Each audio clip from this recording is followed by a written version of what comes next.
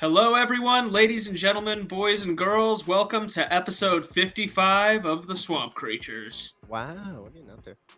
Yeah, see what I mean? I could actually do an intro now. I'm getting better. Yeah, you got some trouble there in the beginning, dude. Oh, dude, it was a fucking rough takeoff. But anyway, today we are joined by a new guest of ours, our new friend Rafael from the Crypto Vigilante. What's up, guys? Can you hear me good? Yeah, Hell you yeah. sound good. Hell yeah. Awesome. Great. But before we dive into the world of crypto and everything with your publication and everything like that, we do have a little bit of a tradition here on this show. I don't know if you're drinking something that would fit this tradition, but I have a feeling you are. So we're going to go around the table and tell everyone what we're drinking. As for me, I am... going for a traditional rum and coke. Nice. Nice. What do you got? You doing anything, Rob? I'm drinking tap water disguised as smart water. I have a stand-up open mic later tonight, and I've been treating my body like shit. You can put 2 on the board for me. I'll take 2 later, but take my word for it. This week has not been a good week for my body. The alcohol has been consumed this week. I promise you. Open Right mics on, will right do on. that. I'm drinking a little wine, a little Moscato. Aha. Cheers, Alrighty. guys. Cheers, yeah. Fucking Let's do cheers. Thank God. Finally another guest who drinks wine on here. Yeah. I'm looking for some great crypto advice or terrible crypto advice. So my buddy and I got really into crypto. My old roommate, Demetrios, shout out to you, and Harrison. We all were into crypto for a while. We were making all right money because it was going up. It was like last summer time, right before the big dip. And we walked into a cigar shop, and this older guy was asking us what you should invest in. And we were like, it's not financial advice, but this, and this. Not 2 or 3 weeks later, everything just went down. So I really hope that guy in Orlando did not take our advice on that one. Maybe he did, maybe he played it well. But that's why you're here, right? You could help us make some more money, right? Well, it depends on, what time preference that guy has, right? Because if he's in it for like 10 years, 5 years, he's going to do all right. Now, of course, everything we say here is not financial advice. So just have to be clear with that, guys. Yeah, that's right. Statists are watching. Be careful. Yeah. I mean, you don't want to listen to us anyway, because like I'm kind of retarded. I promise you don't want to listen to us. But yeah, I'm new to your stuff. I just peeped it a little bit today, but thank you again for coming on the show. Mitch, I'll let you take it over. Yeah, so just to kind of start things off then, what's the history of the Crypto Vigilante, and why don't you give us a little bit of background on that? So the Crypto Vigilante started as a desire that grew out of a conversation that I had with Jeff Berwick in 2013 in Miami, Florida, the day that Ethereum was announced to the world. At the time, I was working with the Bit Angels, helping early Bitcoin startups find their way, both scaling on-chain and off-chain. So Jeff was already running the Dollar Vigilante, and he's like, Raph, I really want to do a Bitcoin Vigilante. Would you be down? And at the time, I was a little, I was younger, and I wanted it. My idea was like, I'm going to take Bitcoin to Wall Street. And so I was working on a venture capital fund at the time, under the tutelage of Matthew Mellon, rest in peace, and another group of guys. Also working with the Bit Angels, helping early Bitcoin startup source capital, or just source not just financial capital, but also intellectual capital and social capital. So Jeff and I really jived from the start, and so the whenever I found something that was like extremely revolutionary, that needed more than just money, I would pick up the phone and call Jeff Berwick. Hey Jeff, I just got this on my table. These guys are awesome. They're doing this, that, and the other. Check out this pitch deck. Jeff will look at the pitch deck and give me feedback. So Jeff, being an anarcho-capitalist along the lines of Doug Casey, to me, already had in his mind, alongside Ed Bugos, the kind of like the rubric or the game plan as to what it is like to be free in the world and in a free market. What I discovered in Wall Street, working alongside Matthew Mellon and those guys, was that those guys were not ready for crypto. They were not ready for Bitcoin. To this day, these bankster minds are not ready for crypto. Look at what just happened with FTX, right? So that's pretty much what happened, right? What happened with FTX? I don't know. I'm not familiar. Oh, FTX is nothing more than the story of bankers coming into crypto, not using crypto at all, pretending as if they are, deceiving people into thinking that they are part of the ecosystem when they're not. Was it a pump and dump? It was an exchange. It's worse than that. FTX exchange. Yeah. Okay. It's worse than that. It's bankers, and it's the Wall Streetization of crypto. It's bankers coming into crypto and bringing in their antics with them, of just manipulating markets and stealing money, really. So that's really what they came in to do, and FTX is just the latest example of this. But those guys, I don't consider them part of the Bitcoin ecosystem. If you trust these people, I think you're dumb. You should never leave your crypto in any exchange, especially a KYC-AML exchange. Maybe you guys have heard of Not Your Keys, Not Your Crypto. Never leave your crypto in an exchange, because bankers do what bankers do best, which is live off government favoritism to get away with theft. And that's what happened here. And you see this parading around. He was just interviewed today, literally smirking and laughing as people are getting their life savings stolen from him, knowing that he's going to get scot-free, get away with this crap, because he's in with the muck. He's in with the slime of DC. He's one of the top political contributors to the Democratic Party and probably even the Republican Party. He's as lizard as they come. And so crypto was not created for that. Crypto is much different than that. With crypto, we build outside systems of control and manipulation. So these exchanges that pose like FTX, they're not really, you can't call them part of the true crypto ecosystem, because they're not. They're bankers coming in using digital assets as new investment vehicles. That's all they're doing. But they're not really involved in these networks.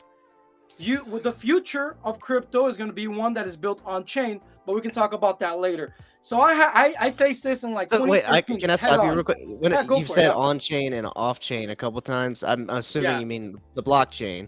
Yeah, we'll talk about that later. We'll get into that. I just kind of, I'll do a callback later. You're a comedian, you know what a callback is. So I'll do a callback later. Yeah. Oh, you have no idea. Okay. So I went off to do this Wall Street thing, and I realized I was hitting walls because these people they're not on the same wavelength as us.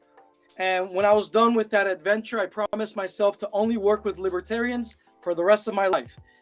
If we're given the gift of something so precious as cryptocurrency, you need to make sure you're spending that energy and time with people that understand this. So definitely Jeff Berwick and Ed Bugos were that ideal partnership for me, right? Right away from the jump, it was a no-brainer that this was going to work, and we started this partnership, and it grew into the Crypto Vigilante. By then, the Bitcoin Civil War had already broken out. So the idea of creating a Bitcoin Vigilante, which was what Jeff wanted to call it, kind of, the name, we switched it to Crypto Vigilante, because by then there's just so much commotion within Bitcoin itself that we just went with Crypto Vigilante. And it's the anarcho-capitalist newsletter where I brought in some giants, guys that in early Bitcoin and Monero history were known by different names that I don't want to dox and I won't dox. Like very famous people came in to be part of the Crypto Vigilante, starting off with my right-hand man, Mr. X, who came in as a partner to the Crypto Vigilante venture alongside Ed Bugos and Jeff Berwick and myself. So it's been a journey. It's been amazing, and we fostered a beautiful community of research and dialogue where we don't waste time with crypto bullshit. We get to the point, and we, you know, there's a pretty good awareness of we have a good guide, right? And that guide is Austrian economics and praxeology. So when we look at the world through that lens, cryptocurrency makes sense to us, and something like FTX obviously doesn't make sense. I love that you recognize. Were you a libertarian before you got into crypto, or did you kind of find libertarianism through crypto? No, I was a libertarian before crypto. I actually So you just heard about crypto and you're like, yeah, that makes sense. Yeah, it was during the Ron Paul 2012 campaign. I got into crypto in 2011. We're working in the Ron Paul campaign, and obviously, if you're surrounded by libertarians, it's crazy. Everyone of the Ron Paul revolution is doing beautiful things in crypto. If not billionaires right now, they're doing amazing things in the ecosystem, and How that's old are all you? of them. Dude, don't dox me. I'm not gonna tell you, man. It looked like you worked on a Dude. Ron Paul campaign in 2012. I'm just saying. Well, I didn't work. No. I was working on it, but I really worked on a political super PAC at the time called the Liberty for All Super PAC. And the Liberty for All Super PAC was a super PAC that supported Dr. Ron Paul, Thomas Massey, Kerry Bentivolio, Justin Amash, like a lot of cool libertarians throughout, up and down. We were the carpetbaggers, you know, coming into different towns, different cities, and just putting libertarian money into the system to get liberty-minded people elected. Very proud of what we did there. It was awesome, dude. Yeah, that sounds like great work, man. Dude, it was awesome, man. I got to meet Thomas Massey when he was running. When he won his election for the first time, so he had his campaign, and then we had our own office within the same district, and it was like 2 campaigns for him at the same time. It was pretty exciting time. But it was during all of that commotion that we saw how dirty politics really was, that we said, you know what? The politics is so dirty, we even had to hire a security guard to take care of our garbage.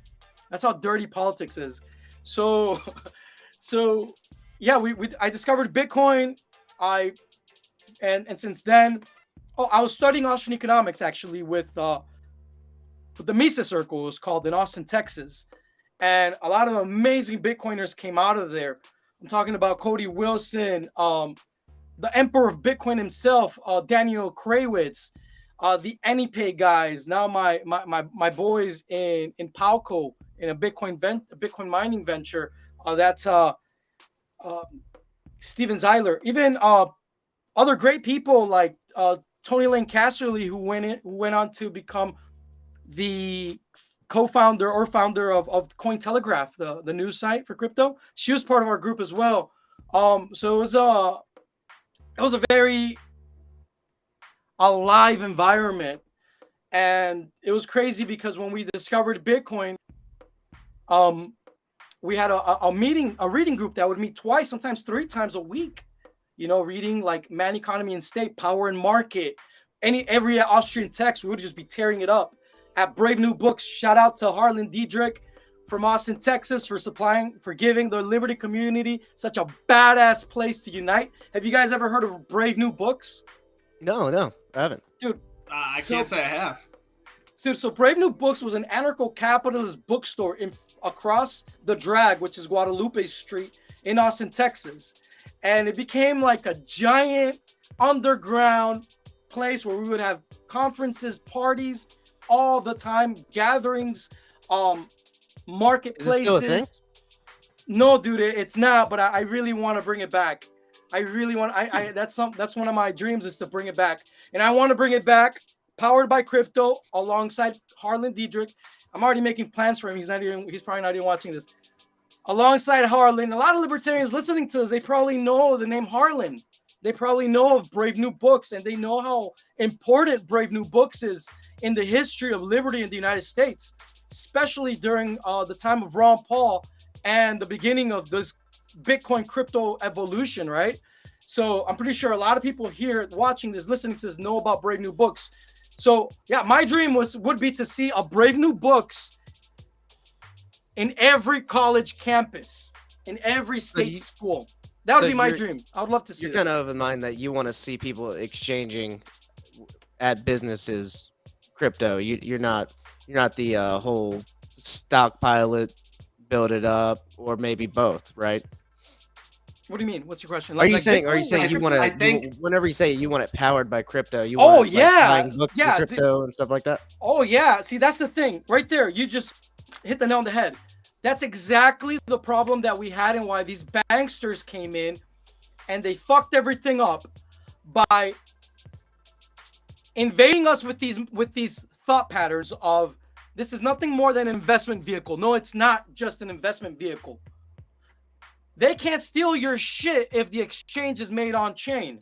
Why? Because the actual technology itself provides you with the means to verify everything that is happening to keep each other honest and accountable. It literally is an accounting ledger. The blockchain got rid of the corporation. We no longer need the corporation.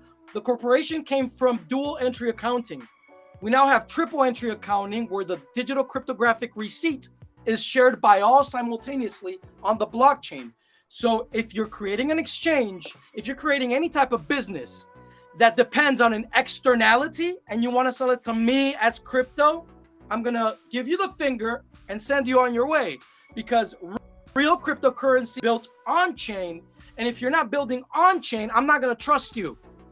Proof of reserves is the new proof of work. And if I can't see it, if we can't have a trustless environment, the blockchain itself, a blockchain environment, then we shouldn't do business. So people that come in with this mindset of just using crypto as an investment vehicle fall into this trap of not using the blockchain. See, the civil war that we had in Bitcoin revolved around this exact topic. Do we use the blockchain or not? And I'm a big blocker to this day. And they told us you cannot use the Bitcoin blockchain. And we fought tooth and nail to this day to show the world that with the Bitcoin blockchain, you can do everything that Ethereum is doing. With the Bitcoin blockchain, you can have applications on chain. If you want to store data on chain, if it's cost efficient for you, you could do that. You can do smart contracts on chain. And so the beautiful thing is that now we see the rest of crypto waking up to that right now. And right now we have a huge competitive market that is rising up. And it's a competitive market of those who build on chain. This is the secret. This is a secret that everyone knows, that everyone in the know knows, but they don't want you to know. And I'm gonna let you guys know what it is. It's this. Web3 can't exist without an on-chain world. Web3 is nothing more than an on-chain environment. That's what Web3 is. That's what Web3 is. Web3.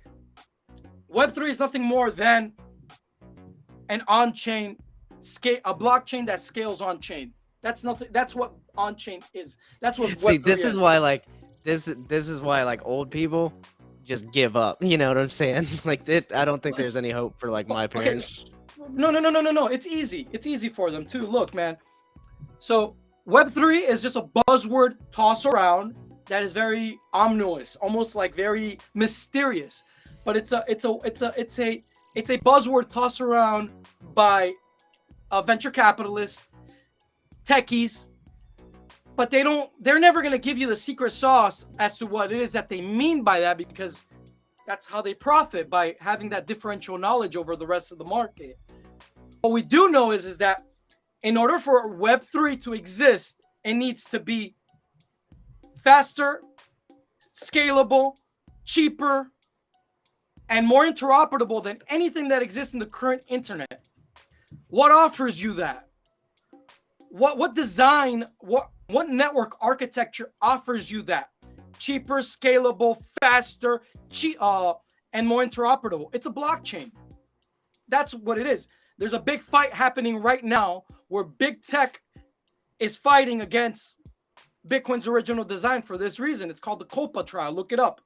Now, does we can get into a lot of things. You guys have any questions? Because Well, My I will say it seems like you I got touched so on many questions. something. It's yeah. Go for it. There's a lot There's to so unpack many with just questions. everything. You said the COPA trials?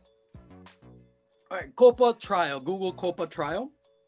It's See, do you guys remember when Facebook tried to launch their own cryptocurrency called Libra? Yeah, didn't they They- rebrand it into Diem or something like that? They can't do shit. The problem is that they can't do shit without the blockchain. And so what happened is that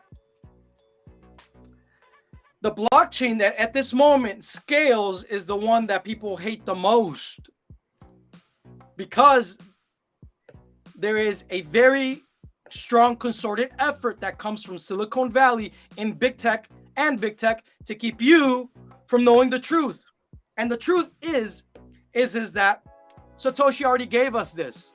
Satoshi already gave us the means to have an on-chain economy, a means to have smart contracts on-chain, a means to scale on-chain, a means to have a new world of applications driven by profit. And profit is only possible via microtransactions. That's Bitcoin's original design. So, turns out that big blockers like myself that have been fighting for this are at the point where some within the network patented Bitcoin in its original form. Okay?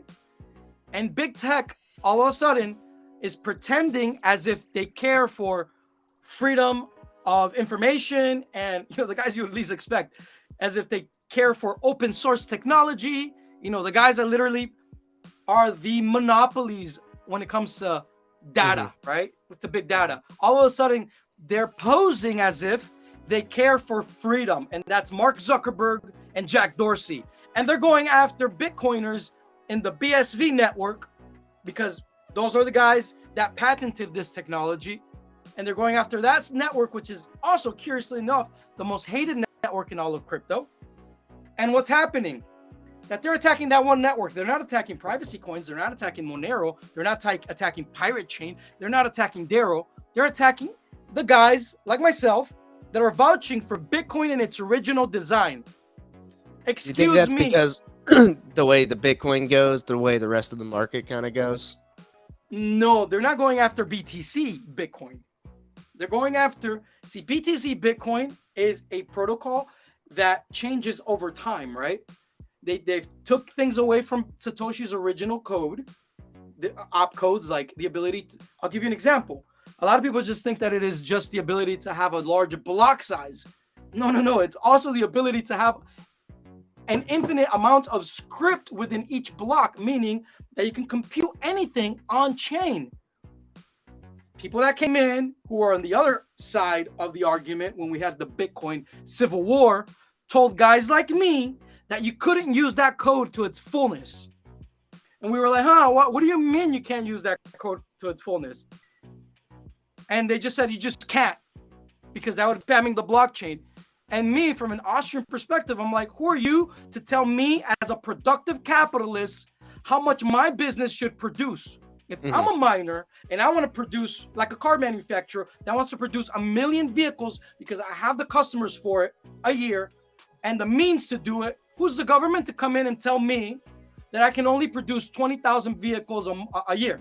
That's ridiculous. So you're not in favor of original Bitcoin. You're in favor of... No, I'm original of the Bitcoin in its original design, the original protocol that includes the ability to do smart contracts on chain, store data on chain, to compute. So all these new cryptos coming out, like saying we're optimizing our blockchain to do all these smart contracts. You're saying Bitcoin already had that built in. In spite of it being the first, it's still the best. And what's important here to understand is that that's exactly, this is a very, people say, well, why do you talk about this so much? I'm like, dude, this is the most important topic in all of crypto. It's so important, again, that big tech is going up against the guys like me that are vouching for this. They don't want you to know this. People don't want you to know this. That Bitcoin in its original form is that powerful. So if you want to understand the origin story of all cryptocurrencies, we start with Bitcoin in its original design. And the question that that cuts through the bullshit right away is, was Satoshi right? Was Bitcoin in its original design enough to fulfill everything? What's your answer? It's rhetorical. What I'm asking for the listener, for you guys, what's your answer? Okay, because from that starting point is where we had the Bitcoin Civil War and the creation of all these altcoins and shitcoins, right? Because the Bitcoin Civil War started with people saying, we know better than Satoshi. Satoshi had it wrong in this way, that way, this other way. We can improve Bitcoin. That's BTC and Bitcoin Cash. And then there's guys like me that said, I'm in the camp that is most hated, which says, no. Satoshi had it right. Don't just read the white paper. The white paper is a constitution of 9 pages. Look at the code. Why did it give us these opcodes? So if I could just ask real quickly, because we're going to be having someone on who comes from more of the Bitcoin Cash camp as well. I just want to know what is going to be like, what's kind of the philosophical divide in regards to the technology between the two? Because I know that they like to play that card too by saying that they're the ones kind of following more in the vision. It's as simple. Bitcoin Cash emphasizes and only focuses on the coin aspect of Bitcoin. BTC does that as well in its own way. Coin aspect of Bitcoin. BSV is the only camp of the Bitcoin family that says, yes, the coin aspect of Bitcoin is very important, but you should also embrace the bit aspect of Bitcoin. Bitcoin Cash is starting to embrace it, but by now BSV is so far ahead in development because we have this understanding from the beginning, from the jump. We always understood, we always wanted to embrace Bitcoin's, the totality of Bitcoin, its computational power. That's the key. They didn't. They're looking over their shoulder, watching what we're doing, and they're trying to mirror it, but it's over there. They still make the arguments of, oh, well, if you put that on the blockchain, that's spamming the blockchain.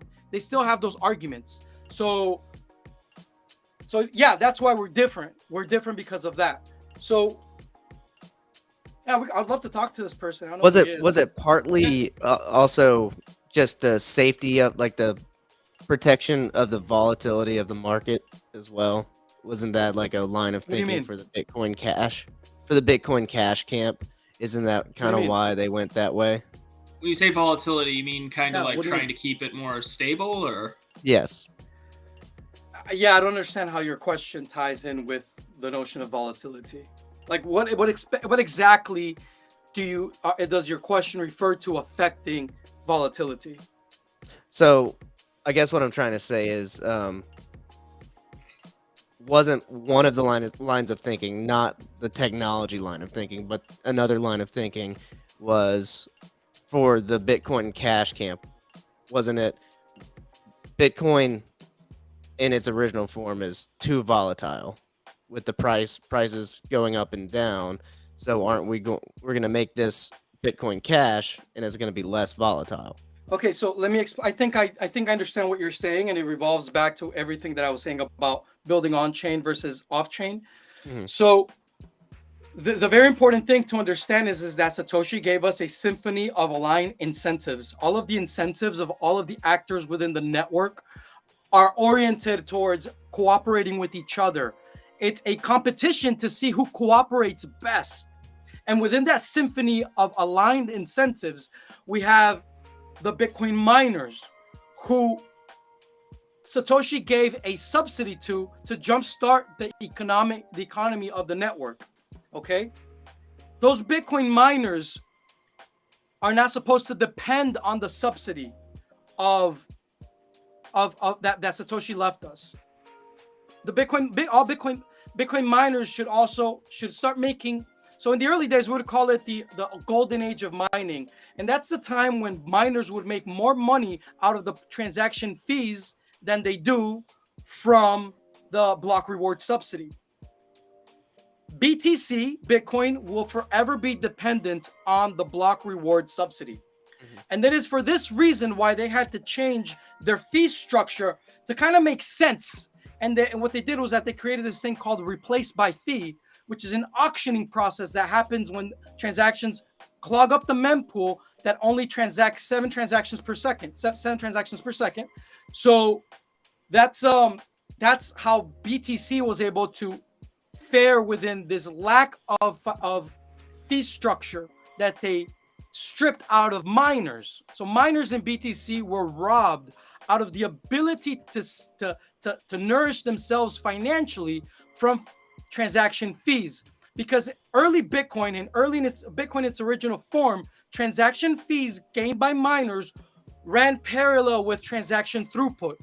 The moment you had less transactions running through the network and you took away the capacity of doing microtransactions, at that moment, the miner was left with only being able to transact 7 transactions per second, and that was the cap.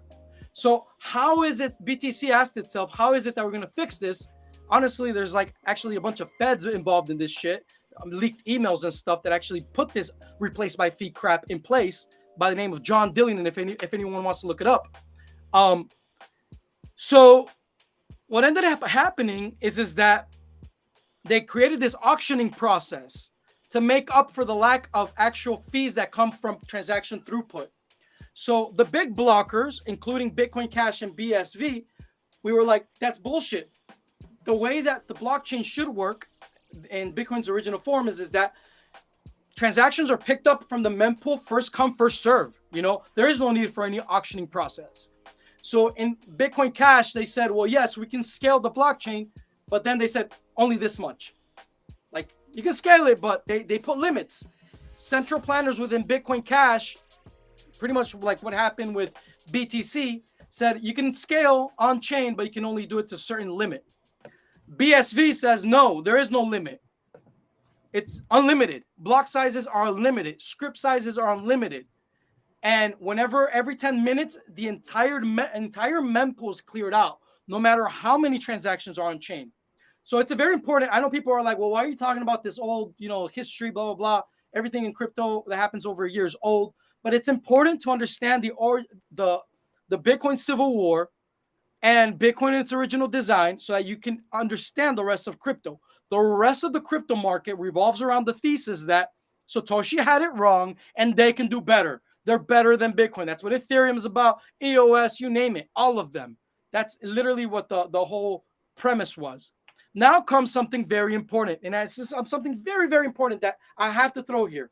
And it's the fact that when the Civil War started, those on the other side who I see as like, to be completely honest, like the small blockers, I see them as libertarians that were duped by state actors that came in posing as libertarians, using libertarian rhetoric to confuse people into creating a crippled coin like BTC. How did they do this? They achieved this by using logical conclusions that led to what we have now as Monero and Pirate Chain and Darrow. They wanted perfect cash. Again, remember I told you, they emphasized the coin aspect of Bitcoin. And they said Bitcoin is only for coin. Fuck the bit.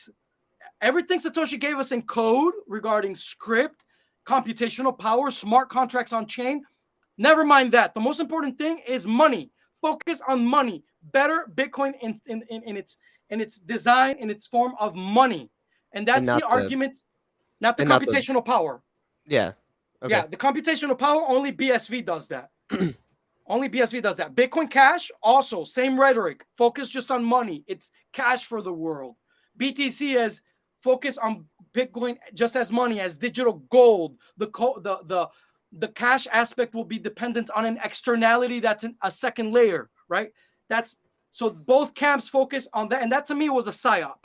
Listen up. That was a psyop. It was a psyop because that did away with the computational power of Bitcoin. And their focus by using libertarian rhetoric was to focus on the coin aspect of Bitcoin in their own way.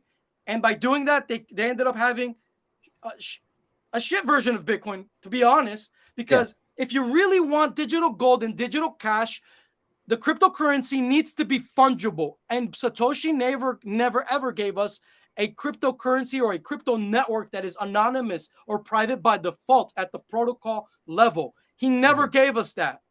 he gave us something that was pseudonymous. And you have to envision, well, why did he give us this?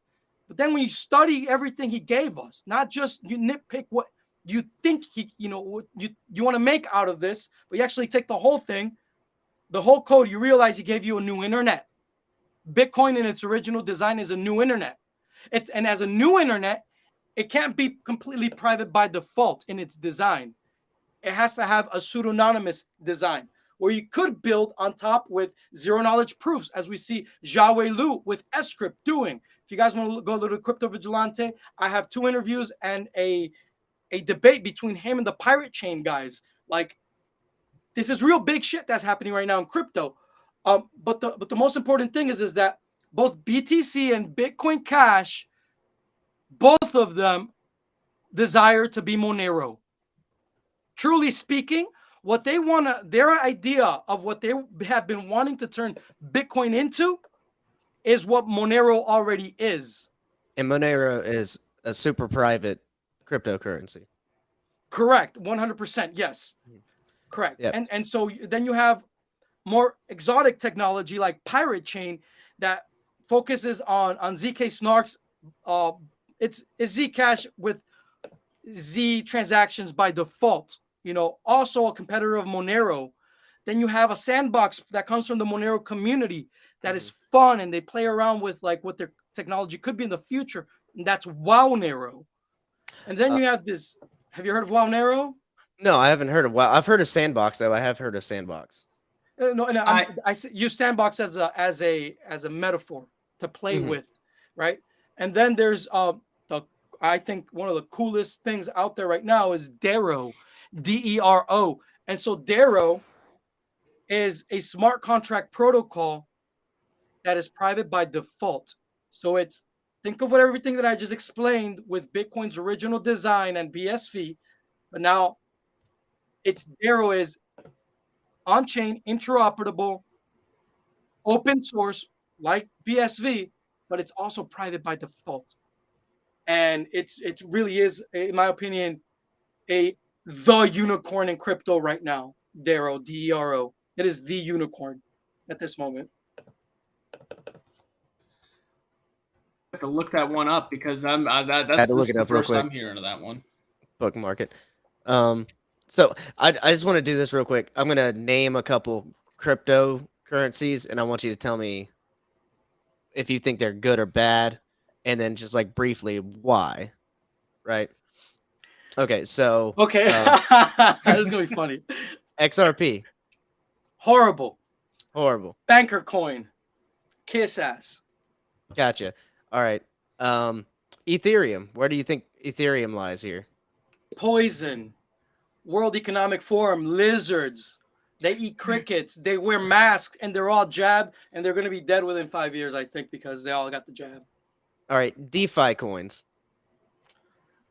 It depends on them. I mean, DeFi coins. I mean, it's just as a whole, generally DeFi. To me, the best DeFi coin in the market as a coin is Monero.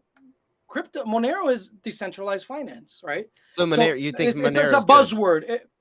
Well, DeFi is a buzzword, and what does it mean? When you saw Celsius, people considered it DeFi, but in reality, it was another banker coin, right? FTT, a banker coin. The BNB from Binance, that's a banker coin. If it's not something that comes grassroots on chain with strong fundamentals, stay away from it. If the endeavor is not built on chain, run. These technologies should practice what they preach, right? So if you're going to work in crypto, build on chain, build open source. Is that the first thing you look at? Is it on chain? Is it off chain?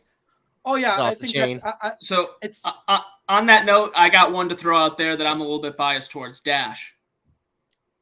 Shit.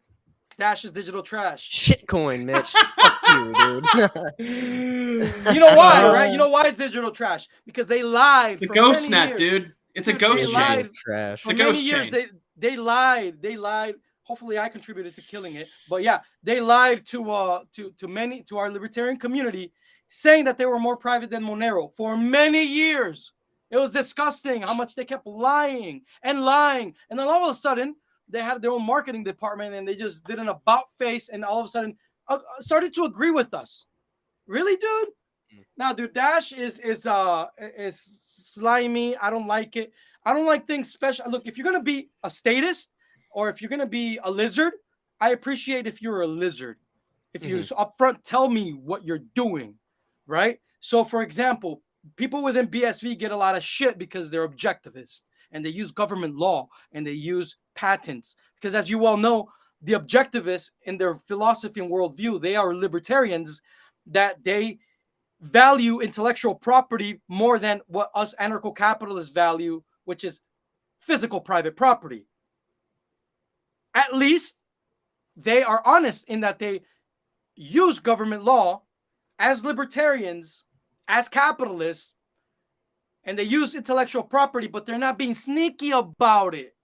What pisses me off are networks that pretend to be cypherpunk, pretend to be anarcho-capitalists, crypto-anarchists, and they're sneaky, like Ethereum, like honestly, BTC. Like, what the fuck are you doing in El Salvador? You just put everyone in a fucking grid of mass surveillance under a fintech company run from some bank by some bankers that is an externality to the Bitcoin BTC blockchain.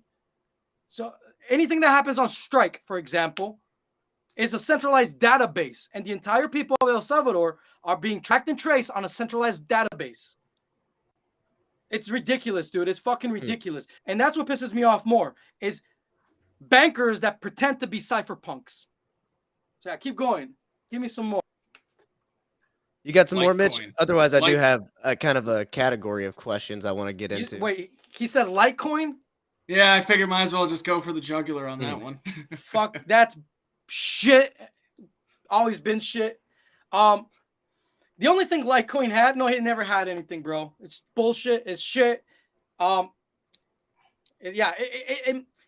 For a time there, it was very much the number one cryptocurrency. No, second most used. Second most used in Bitcoin ATMs, and that's because we had the Civil War. So people were like, "We'll use Litecoin to cash out of crypto, but out of ATMs." So you saw Litecoin a lot on crypto ATMs. That's the only thing that Litecoin ever did that, in my opinion, had any merit. What's up? What else? Well, I do have something here from one of our co-hosts who can't make it on. Go ahead. Oh wait, are you talking about what I posted or Tim? No, I was talking about Tim. What Tim just put in the comments there, because I know he can't make it here right now. Anyway, Tim wants to know what you think of some of these gold-backed coins that are out there, like PaxG and stuff like that.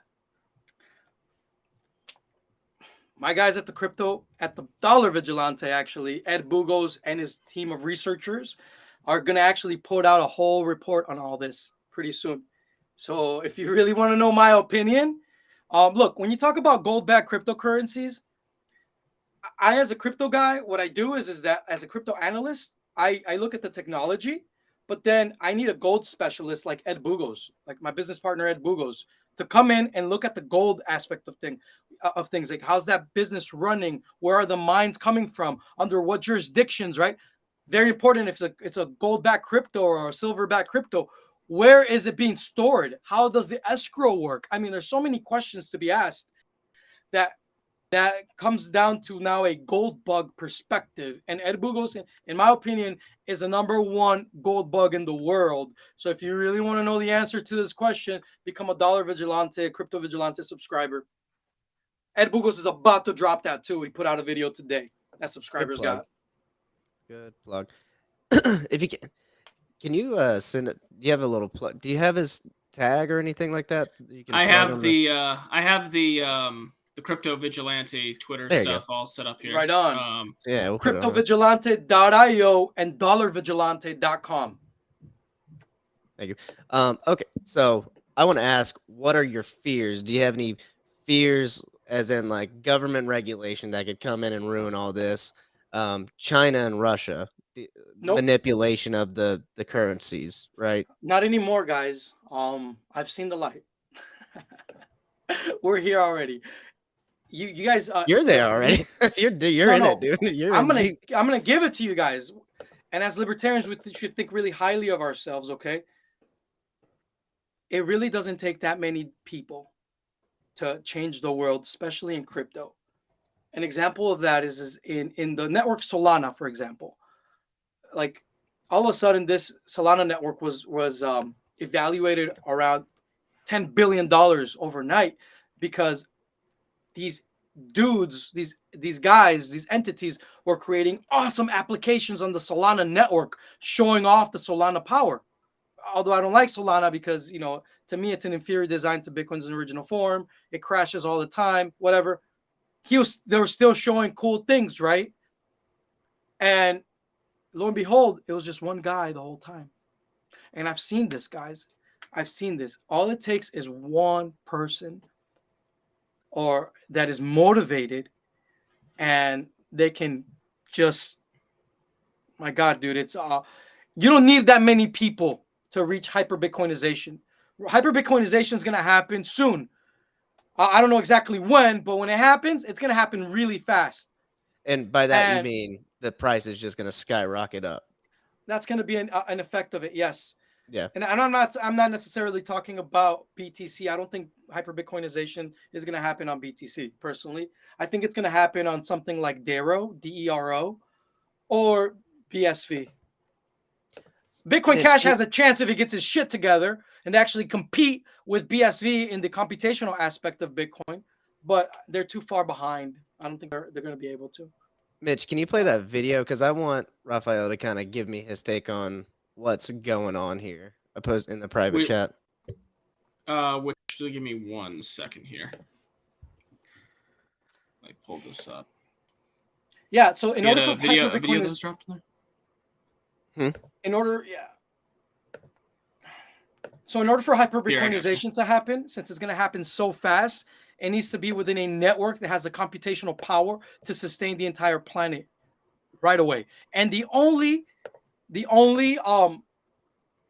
network of computers that is capable of that right now is the SHA-256 algorithm. So it's at this moment, if hyper Bitcoinization were to happen, it has to happen either on Bitcoin Cash, BTC, or BSV. Okay. Because they all share the same miners. So this is the video that Rob had in question. I guess this, just from the video title, it allegedly is showing he's whale dumping Bitcoin. Right. Have you seen this? Have you heard about it? Is it fake? Is it real? I honestly don't care, man.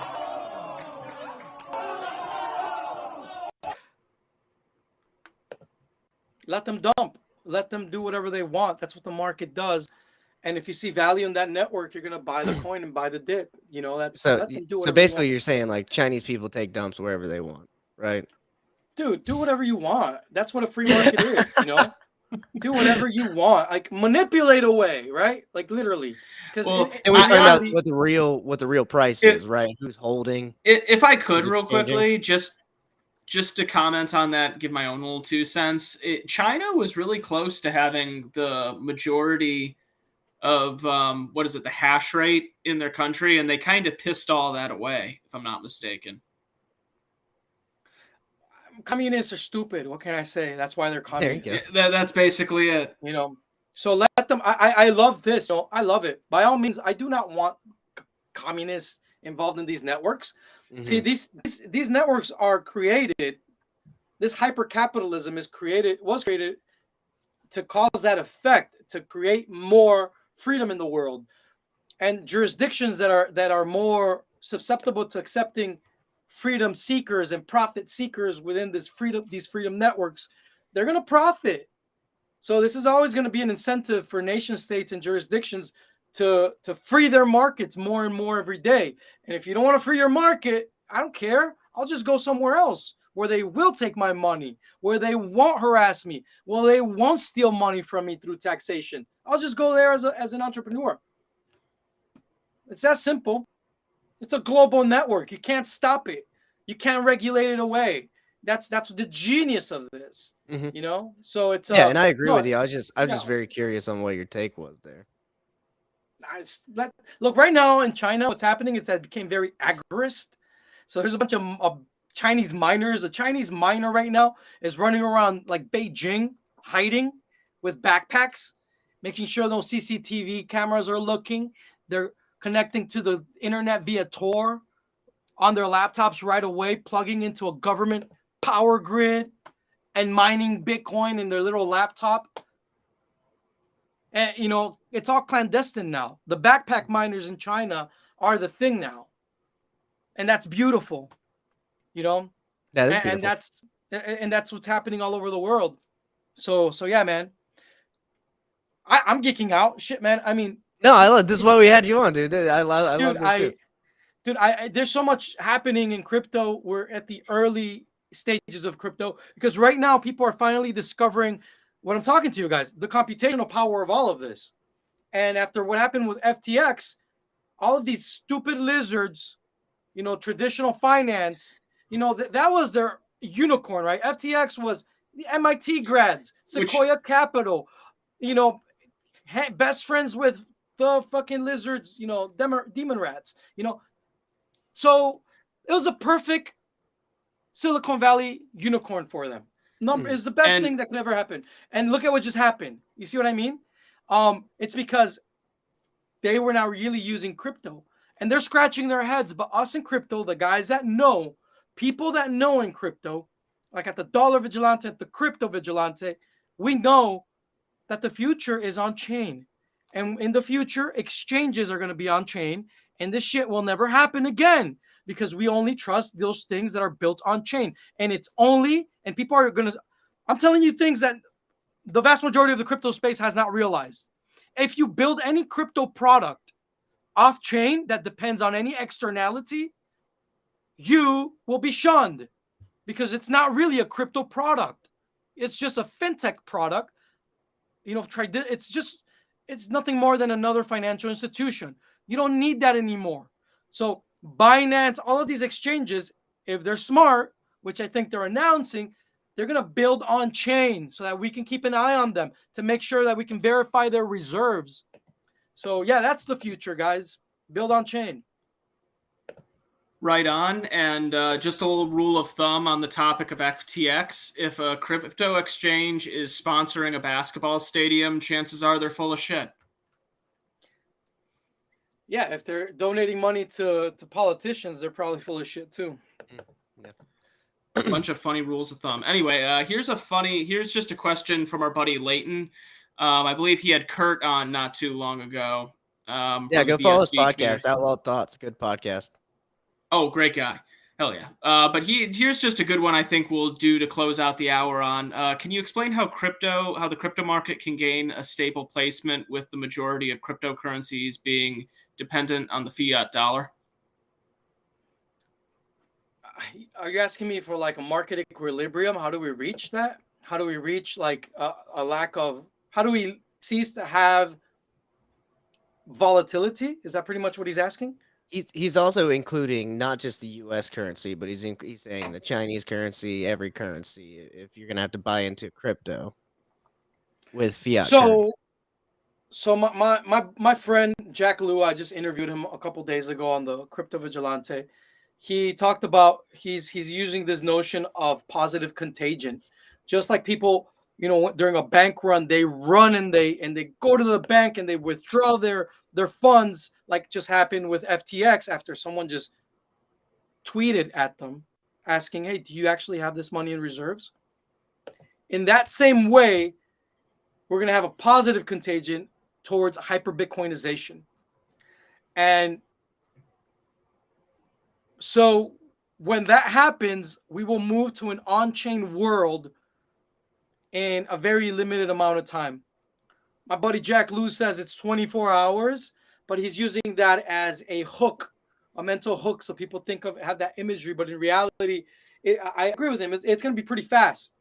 It's going to be probably as fast as what we saw with FTX. Everyone's just going to, because once one cryptocurrency proves itself to be far superior from the rest, and if one cryptocurrency is capable of doing everything the others are capable of doing, one unit of account is always better than many units of account and many mediums of exchange. That's when hyper Bitcoinization kicks off. And when it kicks off, it's going to happen really fast. And then we will start seeing a sort of like equilibrium in terms of like lack of volatility. But I don't think that's going to happen. I don't know if it's going to happen anytime soon. My buddy described that it's when in that middle part of the S curve, when we have an exponential rise, that's going to be extremely fast. We don't know what's going to happen, but it will happen. And yeah,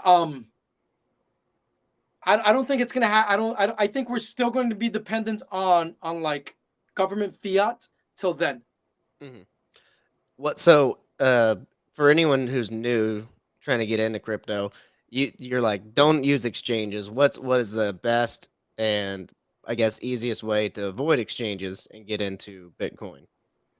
Well, all right. If you must use an exchange, use an exchange. If you can buy it from a friend, that's even better. These are P2P currencies, right? The thing is that you never want to leave your coin in an exchange. It's okay to use an exchange. Go in and get out. Going Make out. your trade. Yeah, don't ever leave your money there. Yeah, exchanges aren't exactly bank accounts. No, they're not even crypto wallet. They're just using a financial institution, a bank. All you're Cool. doing, get your money out. You got any last plugs? Cryptovigilante.io.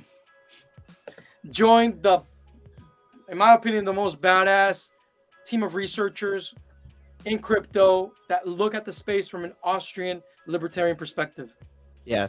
Thanks for coming on, man. I'm definitely gonna check it out some more. And you're very passionate about it, obviously, and you're very into it. So you sell it well. Thanks for coming on again. Appreciate it. Thank you guys for your time. Thank you for having me.